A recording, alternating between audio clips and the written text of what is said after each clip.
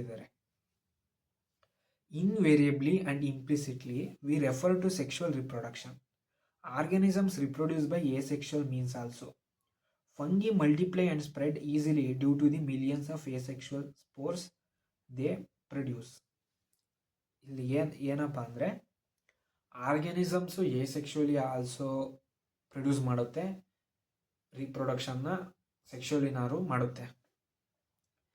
asexually, ಈಗ ಉದಾಹರಣೆಗೆ fungi multiply and spread easily due to the millions of asexual pores they produce. In lower organisms like yeast and hydra we observe budding. So hydra ಮತ್ತು ಈಸ್ಟಲ್ಲಿ ನಾವು ಏನು ನೋಡ್ಬೋದಪ್ಪ ಅಂದರೆ budding ಅಂತ ಆಗುತ್ತೆ, reproduction budding ಮೂಲಕ ಆಗುತ್ತೆ. ಇದು ಯಾರಿಗಾರು ಗೊತ್ತಿಲ್ಲ ಅಂದರೆ 10th NCERTಯಲ್ಲಿ ಇದೆ, ಬೇಸಿಕ್ಕು, ಒಂದು ಸಲ ಓದ್ ಬನ್ನಿ.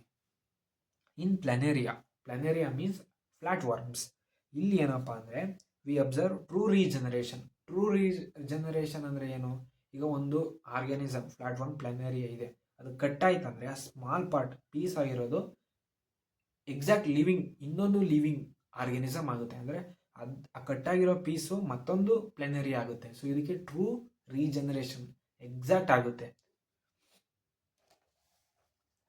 Regeneration is that a fragmented organism regenerates the last part of its body and becomes a new organism. The fungi, the filamentous algae, the